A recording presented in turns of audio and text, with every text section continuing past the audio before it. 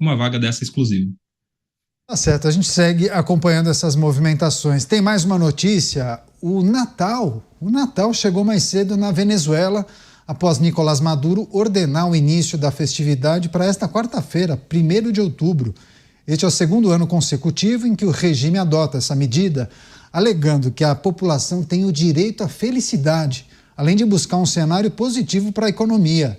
O decreto acontece em meio às tensões com os Estados Unidos, com navios de guerra norte-americanos em águas internacionais, bem próximos à costa da Venezuela, e com o Donald Trump reforçando, sim, a possibilidade das ofensivas ocorrerem dentro do regime, dentro do território venezuelano. Começar essa com o Túlio Nassa, Maduro ordenando a comemoração do Natal nesse 1º de outubro, antecipando a festividade. É um universo paralelo, né? Agora, a população compra esse tipo de loucura de Nicolás Maduro, Túlio? Olha, Caniato, é até difícil comentar sem dar risada, né? Seria cômico se não fosse trágico. Olha só, o Natal é uma comemoração religiosa, cultural, milenar, na qual as pessoas sentem realmente essa comemoração na data em que elas são acostumadas, na data em que elas acreditam que veio o menino Jesus, e faz sentido comemorar todos os princípios, o que está em torno do Natal, no dia 25 de dezembro. Né? Você ficticiamente antecipar isso por uma questão política é o puro suco da ditadura, Caniato. Eu me recordo aí da Rússia, que diz o seguinte: se alguém falar que o conflito na Ucrânia é guerra, é 15 anos de prisão. Mas o que é o conflito na Ucrânia? É guerra. O Natal, quando que é o Natal? O que é o Natal? É a comemoração do nascimento de Jesus Cristo, que é 25 de dezembro. Então, assim, são medidas que mostram aí a psicopatia de alguns personagens ditadores do mundo afora, que falta um pouco de juízo, bom senso e democracia, Caniato. Pois é, segundo ano consecutivo que o Natal é comemorado em outubro, Mota. Ditaduras costumam ser debochadas, Caniato. Não basta oprimir, explorar e silenciar os cidadãos. Ditadura, que é ditadura de verdade mesmo, tem que esculachar. Porque os ditadores, eles não obedecem nem às regras que eles próprios inventam. Por isso, minha gente, é um erro achar que ditadores respeitam limites. É um erro que continua sendo cometido por muita gente boa, bem intencionada, mas ingênua, que acha que é possível acomodar, negociar, chegar a um acordo. Não vai rolar.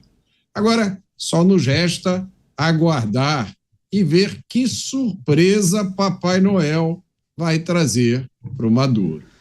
Pois é, o decreto aconteceu em meio a essa tensão entre a Venezuela e os Estados Unidos, até muitos projetando que os Estados Unidos poderiam atuar em território venezuelano, porque ataques já aconteceram, mas em águas internacionais, né? Ataques contra embarcações que estariam transportando drogas para o território norte-americano. Você, Koba, como avalia essa estratégia de Maduro para talvez ludibriar a população? Olha, está tudo bem por aqui, vamos comemorar o Natal. É um pão e circo com características natalinas nesse caso, né?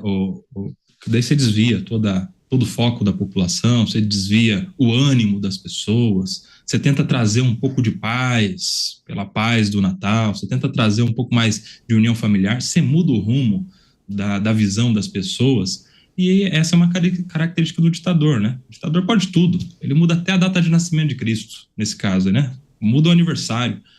É até um desrespeito, Caniato, um desrespeito muito grande com a religião, no caso. Porque ele é o líder da Venezuela. Ditador que pode se autoproclamar presidente eleito, como fez lá atrás. Teve até quem foi aqui do Brasil lá bater palma para ele na sua posse. Só que ele não pode mexer com uma data que é da religião, é da igreja. Quem instituiu esse dia, por seus motivos, foi a religião e os cristãos, para o dia 25 de dezembro. É claro que se sabe, né, com estudos mais aprofundados teológicos, de que não foi de fato dia 25 de dezembro, tem todo estudo a respeito disso, mas é preciso respeitar a tradição antes de qualquer coisa, né? A tradição também está envolvida nessa data. E o Nicolás Maduro só dá prova, só comprova mais uma vez, como se precisasse de comprovação, comprova mais uma vez o seu nível de ditadura, de desapreço à democracia, de desapreço à religião e de metodologia que é de desviar o foco, já que a Venezuela tem muitos, mas muitos outros problemas. Não é mudando o Natal de dezembro para outubro que ele vai resolver os problemas da Venezuela.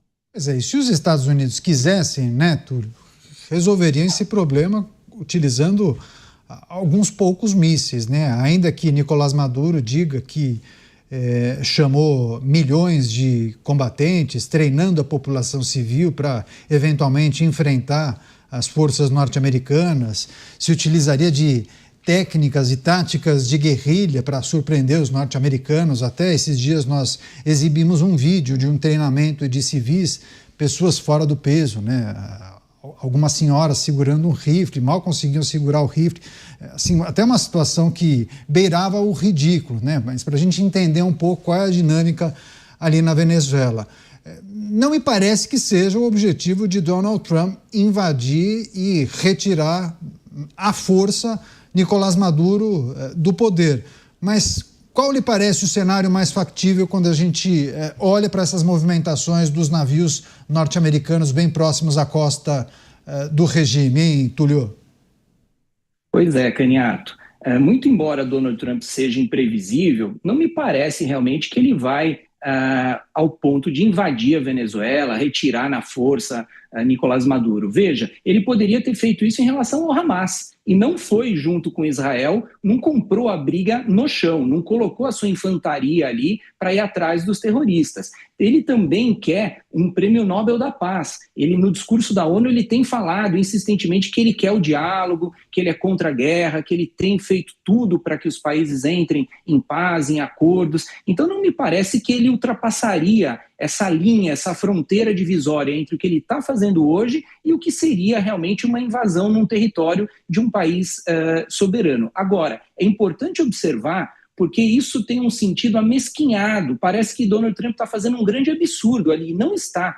Olha só, 70% da droga que é produzida na Colômbia, 70% vai para a Venezuela e é escoada para os Estados Unidos. E nós estamos falando de um narco-estado, nós estamos falando daquele grupo lá, Solis, alguma coisa que eu não me recordo o nome, que tem ligações íntimas comprovadas por organismos internacionais com o governo de Maduro. Então a guerra que ele está travando é contra um narco-estado, então é proporcional que ele coloque ali os navios em alto mar, que ele empenhe toda a força do exército e a inteligência do exército americano para essa guerra.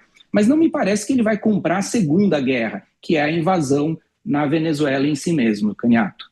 Pois é, várias pessoas da nossa audiência, enfim, fazendo comentários a respeito. O Oswaldino José, usando da ironia, ele está antecipando o Natal, porque pode ser o último Natal dele no comando do país.